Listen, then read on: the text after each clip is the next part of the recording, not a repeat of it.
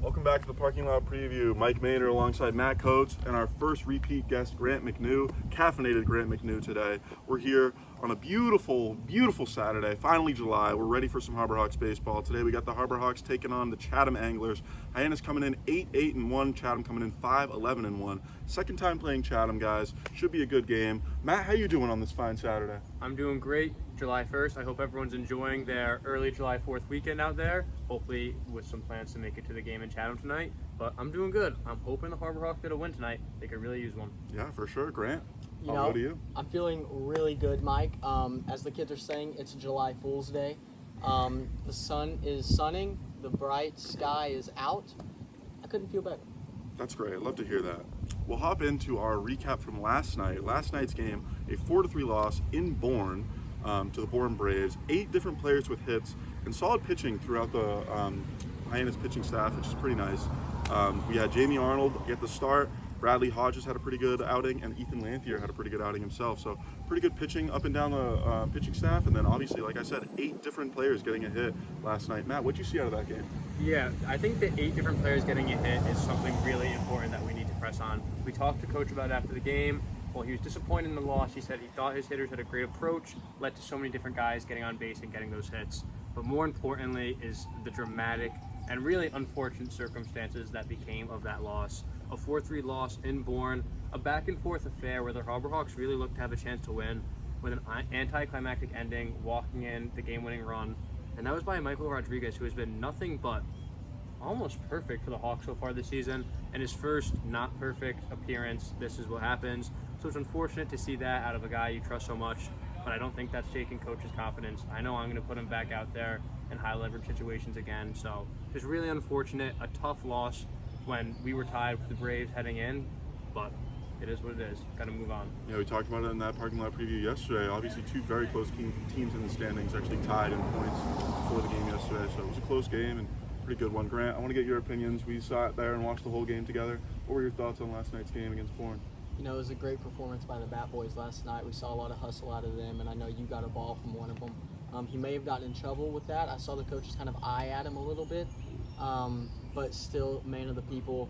Great job to that young man. You guys touched on Michael Rodriguez walking in the final run, and like you said over there, I'm still putting him out there in high leverage situations. That's the guy that I want on the bump. Wow, on the bump. So we talked about it on the podcast, Stephen. He won the Scary Award this past week on the Early Bird Pod for the Harbor Hawks. So Go watch the Early Bird podcast yes, if you haven't easy already. Plug. So he's still, I think, the scary guy out on the mound for other teams. So that's who I want out there. Yeah, for sure. Obviously, a rough game for Michael Rodriguez, but up and down the lineup and pitching staff, pretty good otherwise. But we'll move on. So last night, I want to recap Chatham's last game. Coming into this one, they're coming off a big 8-1 win over Harwich, who's one of the top teams in that East Division. They had great offense and great pitching throughout that Chatham Anglers lineup last night. So they'll be coming in looking a little bit more confident maybe than these Hyannis Harbor Hawks, but hopefully the Harbor Hawks can take it home. I want to get into that pitching matchup though, Matt. What do you got on the mound? All right, so tonight for Hyannis, we are starting the junior righty, a two-way player that we know, number 24, Ethan Bates. He's from Louisiana Tech. So far, he's made 2 appearances on the Cape with 1 start, going with a 3 ERA, 8 Ks over 6 innings pitched.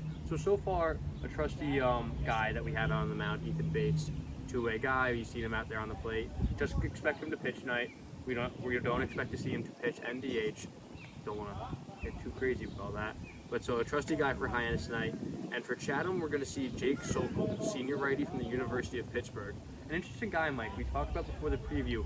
Very limited work in college. As a senior, only about 30 innings pitched thus far in his career. However, since he's come to the Cape, he's been phenomenal. He's pitched 4 innings out of the bullpen with 9 Ks, but only allowing 1 earned run against Falmouth in his first appearance. So, a very interesting guy. Don't take him lightly. I'm sure this guy's going to know how to pitch, look to get some quick outs for his team, but a good matchup. We trust Bates. They probably trust Sokol, so expect some good pitching tonight. Yeah, like you said, Sokol, doesn't have a lot of experience necessarily with a few innings in college and then only 1 outing so far for the Anglers, but should be a good pitching matchup like you said. But I want to move on. Hop in. I forgot to ask you last time, Grant. You're with the broadcast crew this summer. How's the broadcast been? You got to broadcast your own game. How was that Yes. game specifically? Yeah, that game, it was at Wareham, the second time we made the trip out there off Cape. Yeah, it was a lot of fun. I feel like we did a good job as it was only producers on the mic. Funny enough, a little behind the scenes, the two guys that were with me, Josh and Nico, couldn't hear anything out of their headsets. So that was just a little bit of a test for those guys. For me, I could hear, so it was really great. I had a good time, much better than they did. But yeah, I mean, broadcasting has been really a blessing this year. We've gotten to build a lot of cool graphics, as you may have seen. We've had a lot of great experiences and memories that have already been made on the broadcast. We got to call that Katuitt walk-off win. Yeah. So things like that, it's just really been awesome, and I'm really glad to be a part of it.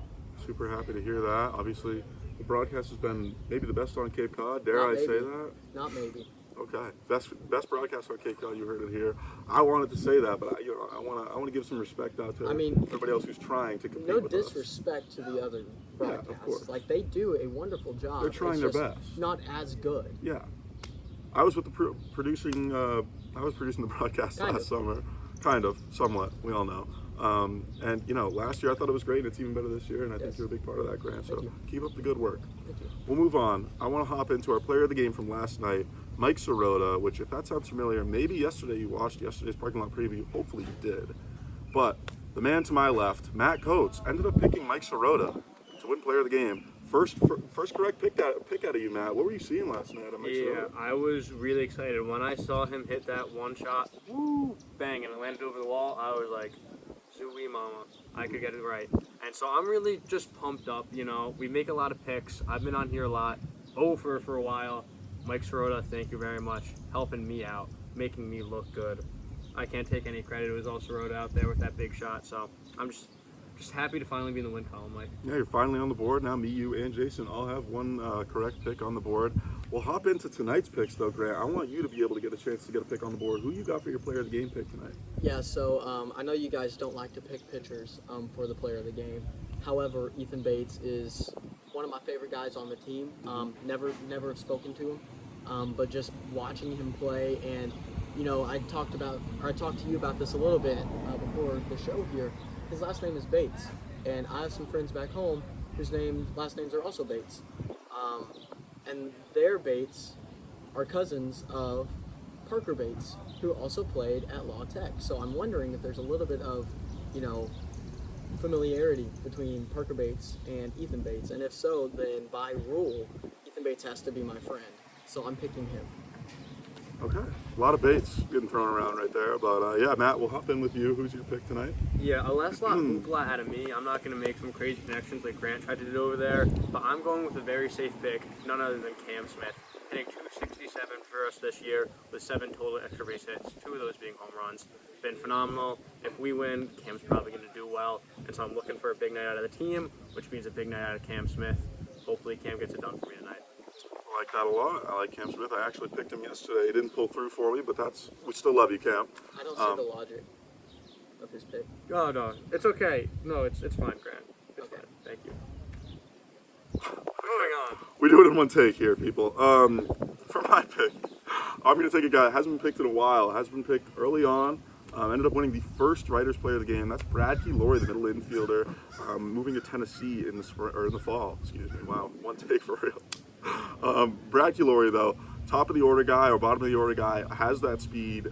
We've seen him make good contact with a lot of balls in play and been solid over there at second base.